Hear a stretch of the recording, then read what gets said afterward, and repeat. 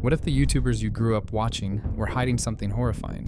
From child abuse disguised as family content, to predators hiding behind a fan base, these are the most disturbing internet users ever exposed. Starting not with a villain from the fringes of the platform, but with a man who had a family channel approaching 1 million subscribers. His name is Mike Martin, better known as Daddy05. By early 2017, Daddy05 was a recognizable fixture of family content. Mike and his wife Heather ran a channel built on pranking their 5 children, framed consistently as lighthearted household chaos. The videos were frequent, the family appeared energetic, and the channel was growing. Nothing on the surface triggered alarm. However, in April of 2017, YouTuber and child advocate Philip DeFranco uploaded a breakdown of Daddy05's content that stopped the platform cold. The video pulled clips that many viewers had apparently watched, without registering just how far the dynamic actually went. In one of the channel's most viewed uploads, Mike and Heather storm into a bedroom screaming at their youngest son, Cody, that he spilled ink on the carpet. A staged scenario, while Cody, visibly terrified, insists through tears that it wasn't him. The screaming continues, no one moves to comfort him. The camera keeps rolling. What made the footage genuinely difficult to process wasn't any single clip in isolation, it was the pattern. Cody appeared as the primary target across dozens of uploads, and the structure repeated with uncomfortable consistency. Cody is singled out, Cody breaks down, Cody is told it was just a prank. The internet noticed immediately. People were quick to point out that the distress in these videos wasn't performance, it was just distress. The ink prank alone would have been enough. The fact that there are 40 more just like it tells you everything.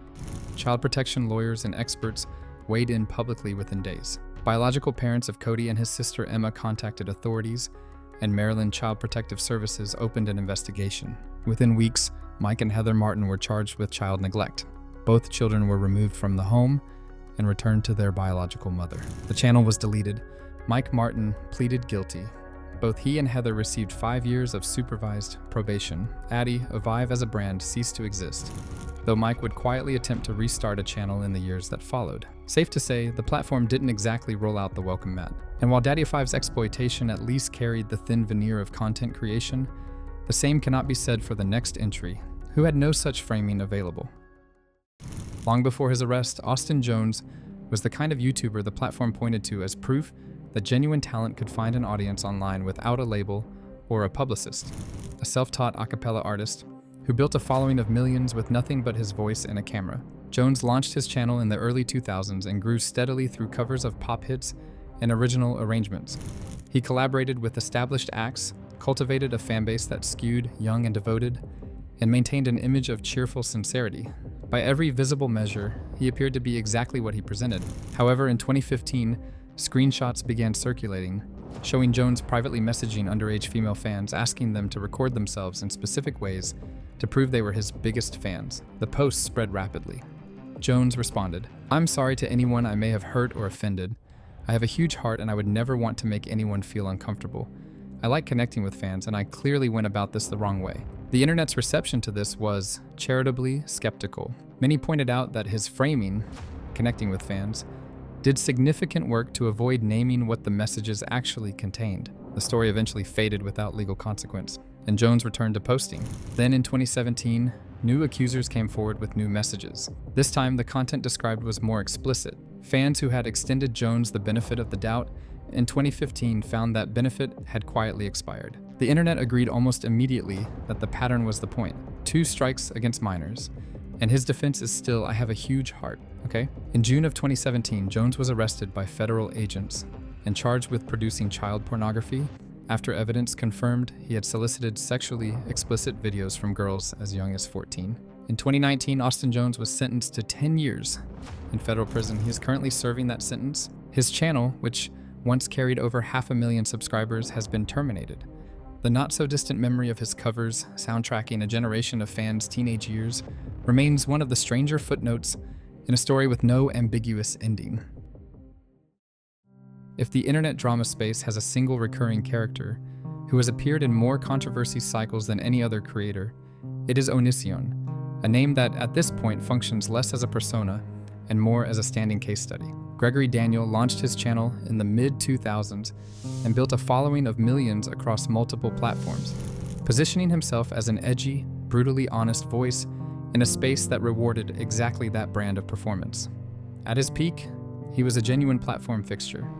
Millions of subscribers, a recognizable face, and a fan base loyal enough to follow him through years of escalating controversy. However, the documented pattern of how Daniel operated his online presence, specifically his sustained practice of recruiting teenage girls into his household under the guise of romantic relationships, began surfacing in detail around 2018 and 2019. Primarily through the accounts of former partners who started speaking publicly. Former partner Kai had already been a subject of concern for years following her marriage to Daniel at 18. But it was accounts from women like Sarah, who described a grooming process that began when she was 14, that shifted the conversation from drama to something the platform couldn't easily compartmentalize. The stories shared a structure. Young fans would be drawn into Daniel's orbit through social media contact, eventually relocated to his home, and according to multiple independent accounts spanning years, subjected to sustained psychological manipulation. Daniel denied every accusation across dozens of response videos that frequently descended into incoherence. The internet, for once, was not divided. People were unanimous. The volume of corroborating testimony across multiple unconnected women, spanning more than a decade, was not a coincidence.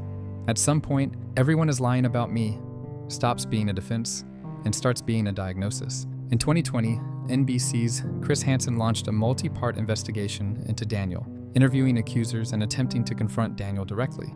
The platform eventually removed monetization from his channels and terminated several of them entirely. No criminal charges have been filed as of this writing, a detail that continues to generate significant frustration among the communities that followed this story closely. Onision remains technically active on the fringes of the platform. His subscriber count is a fraction of what it once was. The drama channels that once covered him as a reliable content engine have largely moved on. The accusations remain on the record. And if Onision's unraveling played out across years and multiple platforms, the next entry on this list managed to make the exposure even more pointed. Because the person doing the most damage turned out to be someone the commentary community had genuinely trusted as one of its own. There is a specific and almost architectural irony in a commentary creator, someone whose entire brand is built on calling out bad behavior, being exposed for a years-long documented harassment campaign. That is exactly what happened to Creepshow Art, a popular storytime and commentary YouTuber who had built a reputation for blunt relatability and apparent moral clarity. Shannon ran Creepshow Art through the late 2000s and into the early 2020s, building a substantial following in the commentary space. Her videos tackled drama, dissected bad actors, and positioned her as someone who understood accountability from the inside. The audience trusted her. The community considered her a peer. However, in May of 2021, YouTuber Alex published a video containing screenshots of a years-long anonymous harassment campaign that had been conclusively traced through a series of digital breadcrumbs back to Shannon herself. The anonymous account had, over the course of several years, targeted multiple creators, with a particular focus on Shannon's then-friend, Hopscotch. The campaign included fabricated stories, personal information posted publicly, and direct contact with creators' real-world employers, sustained and deliberate over an extended period. What made the exposure land as heavily as it did was the gap. Shannon had commented on, covered, and reacted to harassment stories throughout her career. Her audience had absorbed her apparent values on exactly this kind of behavior. The distance between the persona and the paper trail was significant enough that even creators, typically skeptical of community callouts, found this one difficult to look away from. The internet didn't require long to reach a verdict. Fans agreed that the most disturbing detail wasn't any individual message, it was the duration.